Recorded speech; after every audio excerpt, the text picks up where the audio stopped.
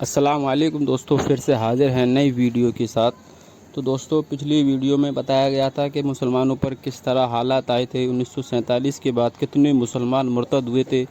ان مرتدوں کو پھر سے دوبارہ اسلام میں داخل کرنے کے لیے حضرت مولانا یوسف صاحب دعوت برکاتہم نے ایک مہم چلائی، اور تبلیغ جماعت کے 22 لوگ جن کی جان کی تسکیل کی تھی اور وہ تیار ہوئے تھے اپنی جان دینے کے لیے، اور ان کو پنجاب روانہ کیا گیا تھا پانی پت کے لیے۔ آگے کیا ہوا؟ آگے یہ ہوا کہ دوستو، جب وہ ایک علاقے میں پہنچے تو وہاں پر کچھ لوگوں کو پایا کہ وہ مسلمان تو ہیں لیکن چھپ کر نماز پڑھتے ہیں، اور ان میں سے 2 مسجد کے امام تھے جو اپنی بالوں کو منڈوا کر ایک چوٹی رکھوایا ہوا تھے، اور داڑھی بھی نہیں تھی، یعنی کہ پورا چہرہ منڈوایا ہوا تھا، بالوں کو منڈوا کر چوٹی رکھی ہوئی تھی تاکہ لوگ پہچانے نہیں کہ مسلمان ہیں۔ دوستو، اس طرح کا ڈر اور خوف تھا اس دور میں۔ تو پھر کیا ہوا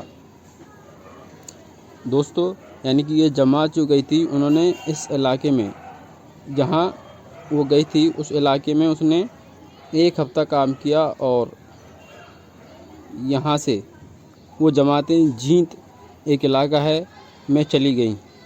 وہاں پر 10 مسجدیں تھیں اور مسلمانوں کی کافی تعداد تھی۔ ان میں سے اکثر مرتد ہو گئے تھے اور باقی چھپ کر نماز پڑھتے تھے۔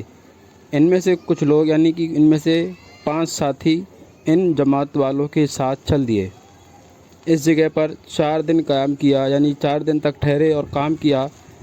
بہت سے احباب نے اذان دے کر نماز ادا کرنی شروع کر دی۔ اللہ کا کرم اور فضل یہ ہوا، اس جماعت سے پہلا فائدہ یہ ہوا کہ وہاں کے لوگوں میں ہمت پیدا ہوئی اور ان لوگوں نے اذان دے کر نماز پڑھنی شروع کر دی۔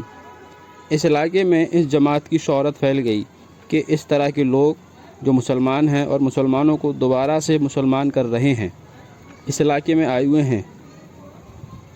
تو اس بات کی اطلاع پولیس کو دی گئی، پولیس کو رپورٹ کی گئی، تو پولیس نے فوراً ایکشن لیا اور 20 سپاہی ٹرک میں سوار ہو کر آ گئے، اور جس مسجد میں یہ جماعت ٹھہری ہوئی تھی اس میں داخل ہو گئے اور جماعت کے ساتھیوں کو لاٹھیوں سے اور بندوق کی بٹوں سے مارنا شروع کر دیا۔ بے انتہا مارا دوستو، بے انتہا مارا۔ وہ بتاتے ہیں کہ ایک ہمارے ساتھی کے ساتھ، یعنی مسلمان کے ساتھ 3 4 سپاہی مل کر مارتے اور بہت برا بھلا کہتے اور گالیاں دیتے، جس سے ان لوگوں کی، یعنی جو جماعت والے تھے، مسلمان تھے، مار کی وجہ سے پیشاب اور پخانہ تک نکل گیا۔ دوستو، ایسی قربانیاں دی ہمارے بڑوں نے، اور سب کے سب بے ہوش ہو گئے۔ پھر ان لوگوں نے، یعنی پولیس والوں نے اتنے پر بھی رحم نہیں کیا، پھر ان لوگوں نے سب کے سب کو بے ہوشی کی حالت میں اٹھا کر ٹرک میں ڈال دیا اور امبالہ کی جیل میں لے گئے، اور جیل کے اندر ایک تنگ اور چھوٹی کوٹری تھی میں ڈال دیا لے جا کر۔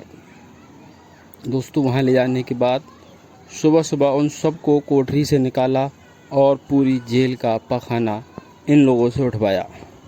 اسی حالت میں ان لوگوں کو 3 دن گزر گئے، انہیں نہ کھانے کو دیا گیا اور نہ پینے کو دیا گیا۔ دوستو، ایسی کٹھنائیوں کے ساتھ یہ تبلیغ کا کام ہوا ہے، جس طرح سے اللہ کے نبی صلی اللہ علیہ وسلم نے اپنے صحابہ کو سکھایا تھا، اور صحابہ نے ایسی حالت میں بھی کام کیا تھا جو ہم تک پہنچا ہے۔ پھر ہمارے بڑوں نے اس تبلیغ میں لگ کر قربانیاں جھیلی ہیں اور قربانیاں دی ہیں، تب یہ جا کر ہم تک پہنچا ہے۔ دوستو، پھر اللہ کی پہلی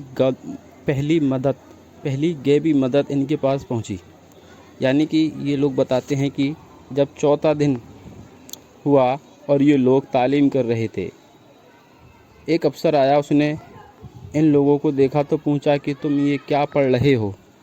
ان لوگوں نے بتایا، یعنی کہ ان لوگوں نے بتایا، ہم نے ان کو اپنی تعلیم کا مقصد سمجھایا مگر ان کی سمجھ میں نہیں آیا۔ اس نے ہمارے پاس سے تعلیمی نصاب کی کتاب لے لی، تھوڑی دیر پڑھتا رہا، پھر کہنے لگا کہ جب میں انقلاب سے پہلے، یعنی آزادی سے پہلے ملتان میں تھا، تو ہم اپنے بچوں کو جب ان کو کوئی تکلیف ہو جاتی تھی تو ہم ان کو ان مسلمانوں کے پاس لے جاتے تھے جو تمہاری ہی طرح کے تھے۔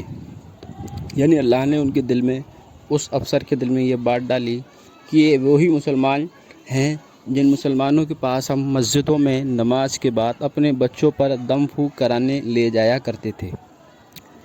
تو اس افسر نے کہا جو تمہاری ہی طریقے سے دکھتے تھے، ان کو تبلیغ جماعت والے کہتے ہیں، تم بھی انہی میں سے معلوم ہوتے ہو۔ وہ لوگ اللہ کے کلام کو پڑھ کر دم کر کے دیا کرتے تھے تو ہمارے بچوں کو آرام آ جاتا تھا۔ وہ بہت اچھے لوگ تھے، مجھے ان سے بڑی محبت ہو گئی تھی۔ اگر تمہیں کسی قسم کی کوئی تکلیف ہو تو میں تمہاری مدد کرنے کو تیار ہوں۔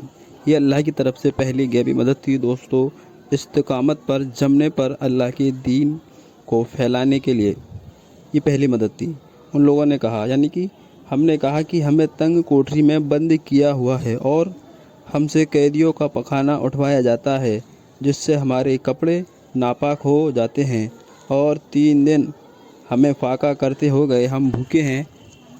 اس پر اس نے جیل کے بڑے افسروں کو بلوایا اور حکم دیا کہ فوراً ان کو بڑا کمرہ دیا جائے اور پاخانہ وغیرہ بالکل نہ اٹھوایا جائے اور ان کا راشن جاری کیا جائے۔ یہ حکم دے کر اور ہم سب کو مصافحہ کر کے وہ چلا گیا۔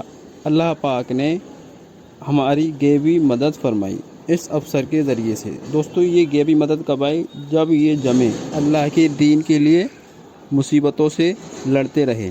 اس کے بعد ہمیں اس جیل میں، یعنی کہ جماعتی کہتے ہیں، اس کے بعد ہمیں اس جیل میں کافی آسانی ہو گئی۔ ہم اذان دے کر نماز پڑھنے لگے۔ تلاش کرنے پر معلوم ہوا کہ اس جیل میں 240 مسلمان قیدی اور بھی ہیں، یعنی اللہ کو کام لینا تھا، اسی لیے اللہ نے مدد بھیجی اس افسر کو، ان کی مدد کے لیے بھیجا۔